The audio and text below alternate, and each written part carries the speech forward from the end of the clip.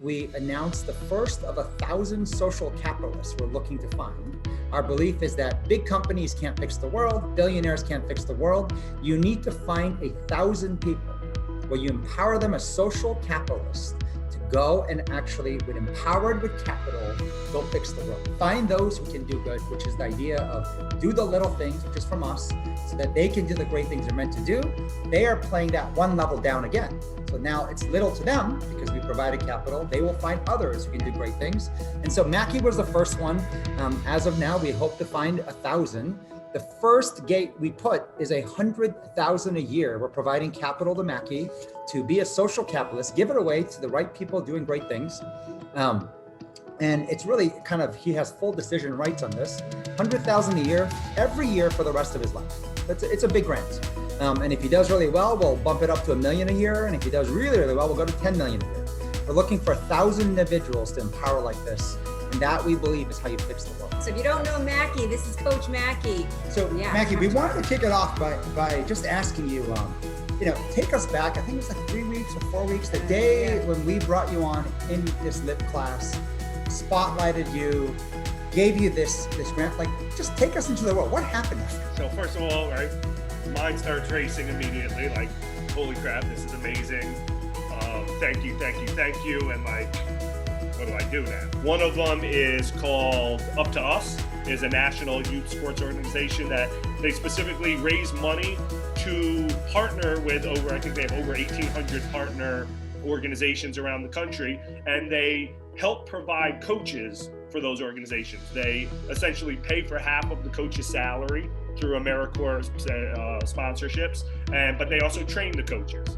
And the founder, Paul Kokomo, talks very passionately about basketball of itself doesn't teach leadership. You need coaches to make leadership a priority. And Macky, just even bottom line, because you're going to share the 3 that are bigger organizations and 1 smaller one. I think at the high level, you were sharing that the 3 bigger ones are doing something different for you than the small one. These 3 bigger ones is helping you learn a lot more. Right. This is the better me, right? There's a better me element. You're learning more about your industry and your space and how to do better and how to do more even for your own organization, which feels really good because you're learning, you're growing. That's the better me. It's filling your cup.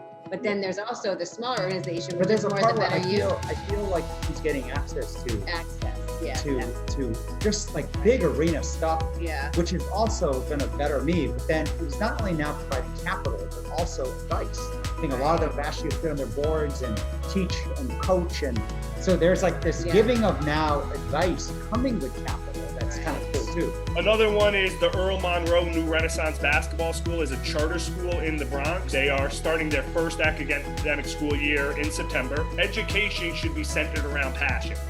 So kids learn when they're excited. And why is it that there's music schools and art schools, but no basketball schools? And the idea is to teach every part of the curriculum with basketball as something that excites the kids. And the other one is Peace Players International, is another really exciting group that I've known about for a long time. They go all over the world. They started in the Middle East, basically saying, why do Jewish kids and Muslim kids hate each other? Well, because their parents hate each other and their grandparents hate each other. And what they do is they take Muslim kids and Jewish kids and they put them on the same basketball team, with the ultimate goal being for a kid to say, Dad, you're wrong. Muslim people are not bad. My best friend is Muslim. He's been on my team my whole life. You're wrong.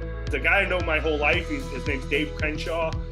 He runs a program called the Uptown Dreamers. It's just the definition of good from within. This is when I think about the definition of do the little things that are helping other people do the big things they're meant to do, right? My $5,000 is not helping the other 3 orgs do the big things they were meant to do. They're already doing them.